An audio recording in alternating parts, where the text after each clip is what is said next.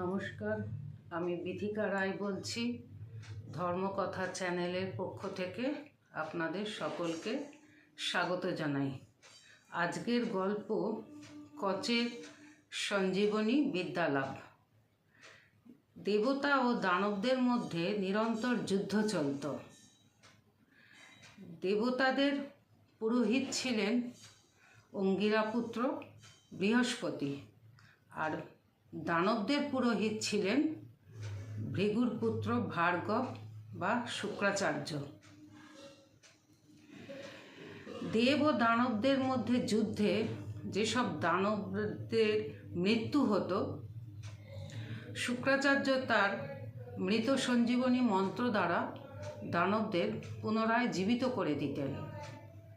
আর দেবতাদের সৈন্য সামন্তদের মধ্যে যারা যুদ্ধে নিহত হতেন,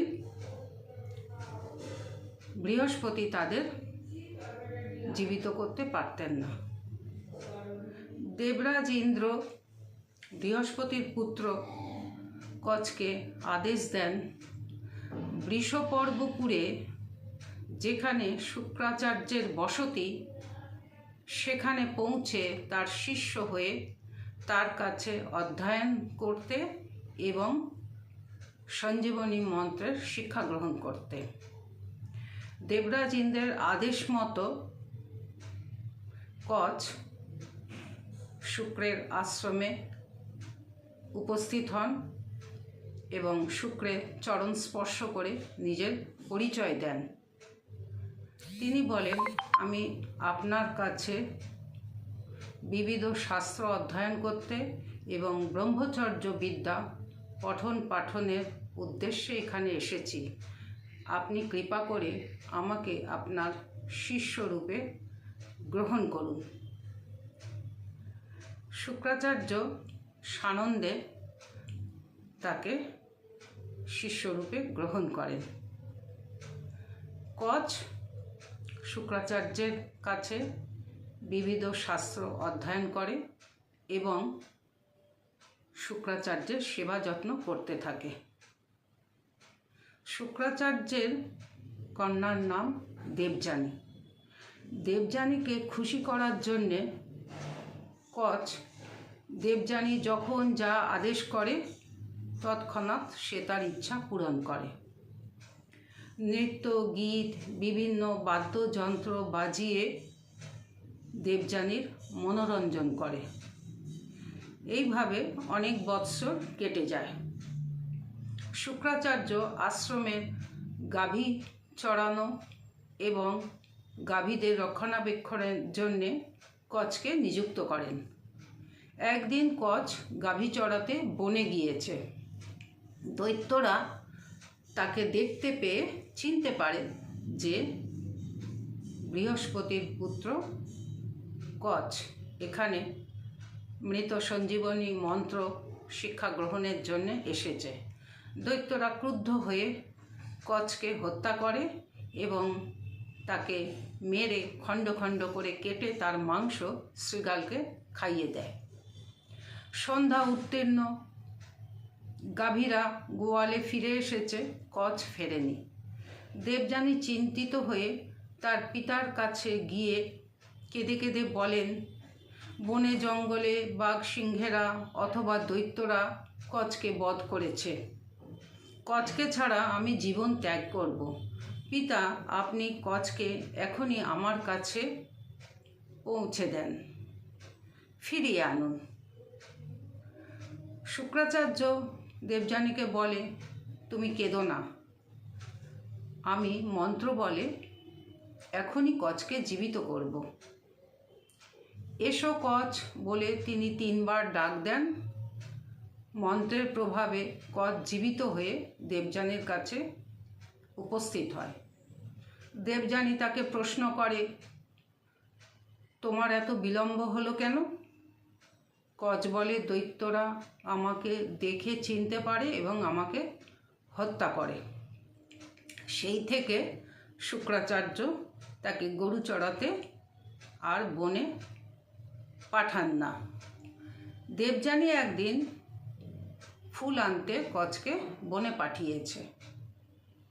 দৈত্যরা পুনরায় কচকে দেখে তাকে মেরে তার মাংস খণ্ড খণ্ড করে কেটে ঘিয়ে ভেজে সুরার সাথে শুক্রাচার্যকে খাইয়ে দেয়।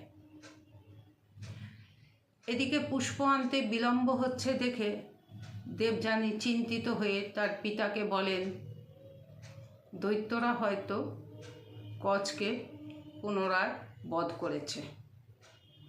শুক্রাচার্য ধ্যান যোগে জানতে পারেন কচ তার উদরে। তিনি কচকে প্রশ্ন করেন, তুমি আমার উদরে প্রবেশ করলে কিভাবে? কচ বলে, দৈত্যরা আমাকে মেরে আমার মাংস ঘিয়ে ভেজে সুরার সাথে আপনাকে খাইয়ে দিয়েছে। শুক্রাচার্য চিন্তা করেন কচকে তিনি তার উদর থেকে বাইরে কি করে বার করবেন। উদর চিরে কচকে বাইরে বার করলে শুক্রাচার্যের জীবন অবসান হবে, আর কচ যদি শুক্রাচার্যের উদরে থাকে তবে কচ্ছপ নিহত হবে। তখন তিনি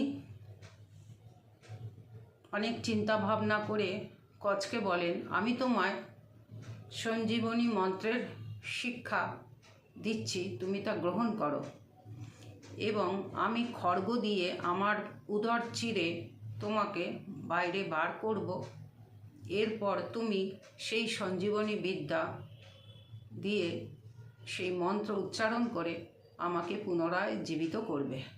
এই মতো শুক্রাচার্য খড়গ দিয়ে নিজের উদর চিরে কচকে বাইরে বার করে এবং কচ মন্ত্র উচ্চারণ করে শুক্রাচার্যকে জীবিত করে দেন।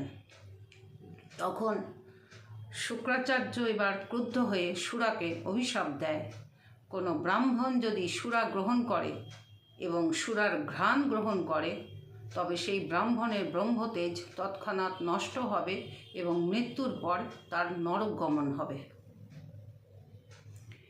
এরপরে কচের অধ্যয়ন শেষ হলে কচ গৃহে ফিরে যাওয়ার জন্যে দেবযানীর কাছে বিদায় নিতে যায়। দেবযানী বিষণ্ণ বদনে বলেন, কচ, আমি তোমাকে বিবাহ করতে চাই, তুমি ফিরে যেও না, আমার কথা রাখো, আমি তোমাকে বারবার বাঁচিয়েছি। কিন্তু কচ বলে, তুমি আমার গুরুর তনয়া, আমার ভগিনী, আমি তোমাকে বিবাহ করতে পারি না, এ অন্যায়।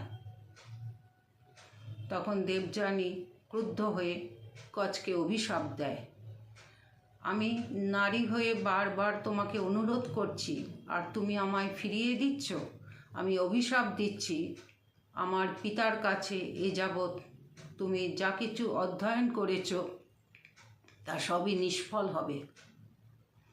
এই অভিশাপের কথা শুনে কচও ক্রুদ্ধ হয়ে দেবযানীকে অভিশাপ দেয়, তুমি ব্রাহ্মণ তনয়া হলেও ক্ষত্রিয় কুলে তোমার বিবাহ হবে। এরপরে কচ ইন্দ্রিয়ের নগরে নিজের গৃহে ফিরে যায়। এই হলো আজকের গল্প কথা। নমস্কার।